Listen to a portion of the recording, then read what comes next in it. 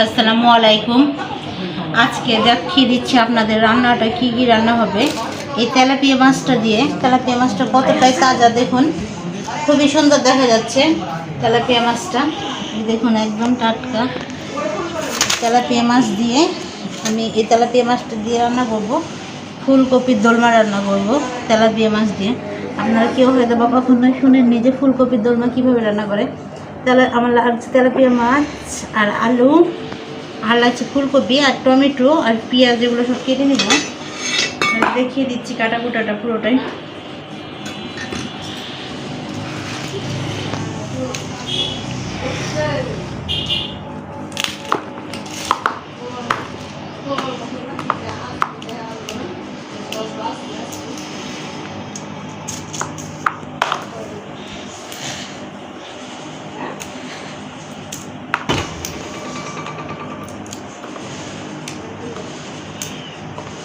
ফুলকপিটা আমি 4টা খণ্ড করব।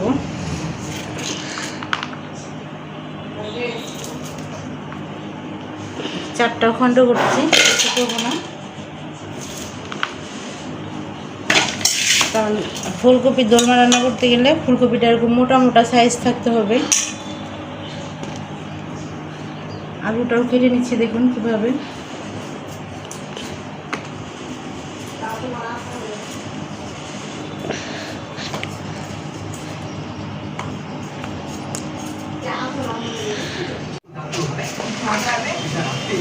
আলুগুলো এবার কেটে নেব, ছিঁড়ে নিয়েছি। আলুগুলো এরকম মোটা মোটা করে কেটে নিতে হবে। একটা আলু আমি 4টা করছি। আলু আমি একটা ফুলকপিতে একটাই আলু দিতাম, কিন্তু হচ্ছে যে আলুটা আমার ছেলে মেয়ে দুজনই পছন্দ করে, এই জন্য একটু বেশি দিলাম। এভাবে আমি কেটে নিলাম তরকারিগুলো। আর এখানে কেটে নিয়েছি টমেটো, আর এখানে কেটে নিয়েছি পেঁয়াজ, কাঁচামরিচ, রসুন।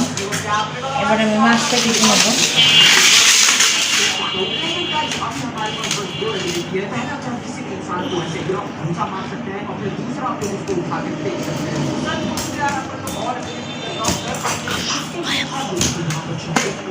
মাছের মাথাটা কত বড়, মাছের ভিতরে কতটা তেল, খেতে খুব টেস্টি হবে মাছটা। আসান,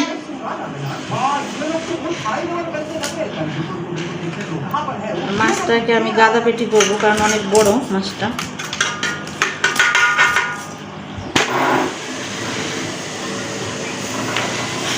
মাছটার ওজন হচ্ছে 1 কিলোতে 100 গ্রাম কম।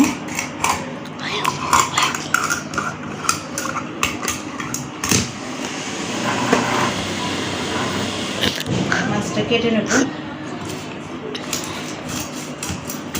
দেখুন পিসগুলো কত সুন্দর হচ্ছে, কতটা সুন্দর দেখা যাচ্ছে পিসগুলো।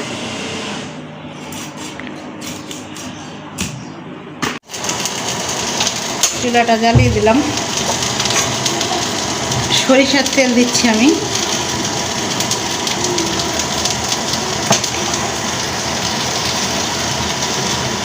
আজকে মশলাটা আমি কী কী দিব এটা আপনাদের সাথে আগে আমি শেয়ার করলাম না, এখন শেয়ার করব। আমি মাছগুলো কেটে ধুয়ে ভালো করে ধুয়ে নিয়েছি। দিয়ে দিচ্ছি হলুদ,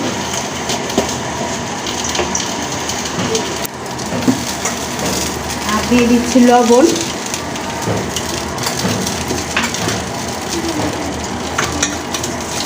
ভালো করে মেখে নিচ্ছি।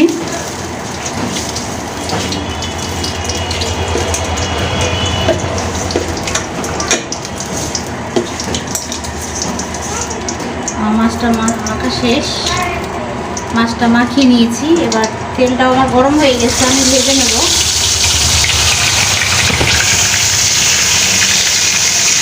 মাছগুলো আমি একে সবগুলো ভেজে নেব।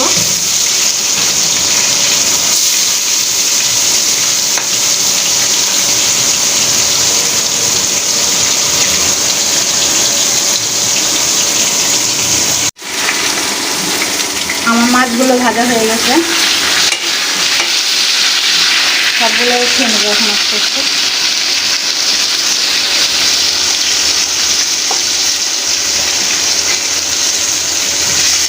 মাছটা খুব ভালো করে আমি ভেজে নিয়েছি, আর মাথাটাও ভেজে নিয়েছি খুব ভালো করে।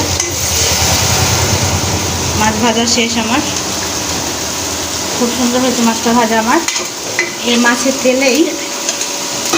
মাছের তেলেই আমি এগুলো মেখে রেখেছি, ফুলকপি আর আলুটা ভেজে নেব ভালো করে।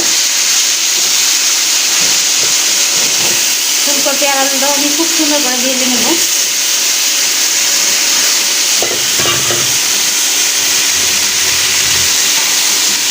আর এখানে আমার শাক ভাজি করা শেষ।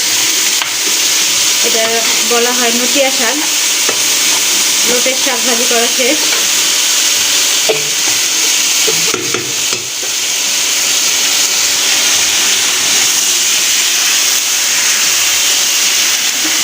আমি এটা 5 মিনিট ভেজে নেব।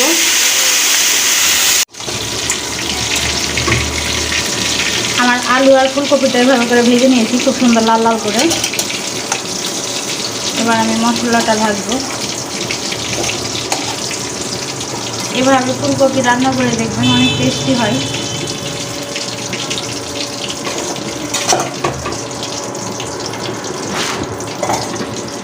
দিয়ে দিচ্ছি পেঁয়াজ আর কাঁচামরিচ কিলো। পেঁয়াজ আর কাঁচামরিচ দিয়ে দিলাম। 5 মিনিট এটা ভেজে নেব। পেঁয়াজগুলো আমি লাল লাল করে ভেজে নিয়েছি। এবার বাটা মশলা দেবো। এই তরকারিটাতে খুব মশলা কম দিতে হয়। এটা আদা বাটা সামান্য,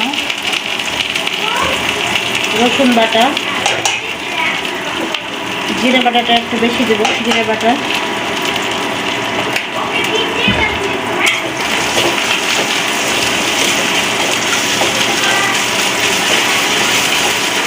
এবার দিয়ে দেবো একটু পানি,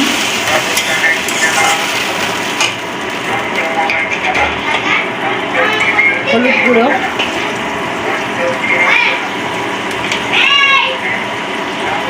মরিচ গুঁড়ো,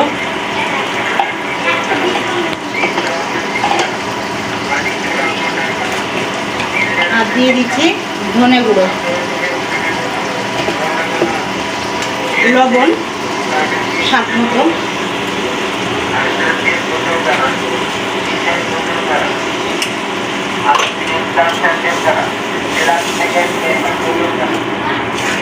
ভালো করে নিয়ে ছেড়ে নেব।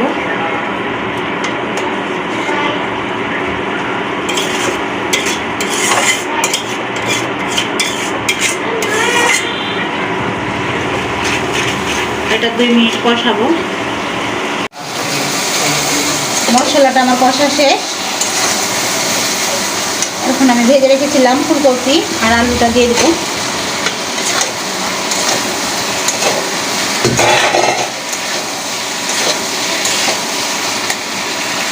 আর টমেটোটা এখন দেবো। টমেটোটা কষার সময় দিতে হবে না, নাহলে টক হয়ে যাবে।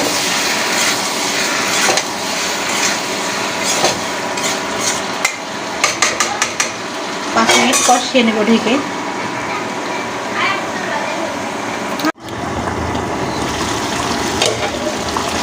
আমার তরকারিটা কষা হয়ে গেছে।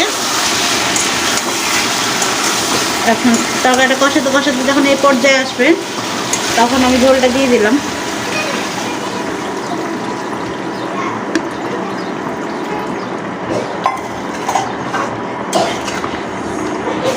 ঝোলটা একদম গায়ে গায়ে মাথা মাথা হয়ে যাবে, কিন্তু একটু বেশি দিলাম কারণ আলুটা আমার মোটা করে কাটা আছে, আর ফুলকপিটাও একটু মোটা মোটা করে কাটা আছে। সবজিটা একটু মোটা মোটা করেই কাটা হয়।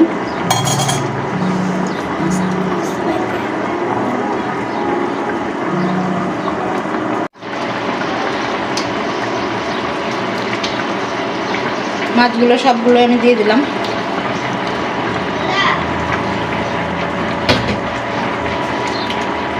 হালকা পরিমাণ আর একটু পানি দিলাম। ঢাকা দিয়ে 10 মিনিট পরে তখন ঢাকনাটা নামিয়ে দেখাচ্ছি আপনাদের। আমার তরকারিটা হয়ে গেছে। এরকম ঝোল থাকা অবস্থায় আমি চুলাটা অফ করে দিলাম।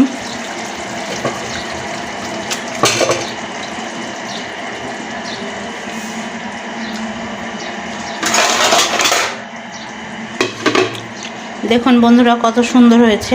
ঢালার পরে আপনাদের দেখিয়ে দিচ্ছি। এই দেখুন গাইস, এই তরকারিটা এটা, আর এটা হচ্ছে আমার ছেলে খাচ্ছে। আর এখানে হচ্ছে শাক ভাজি।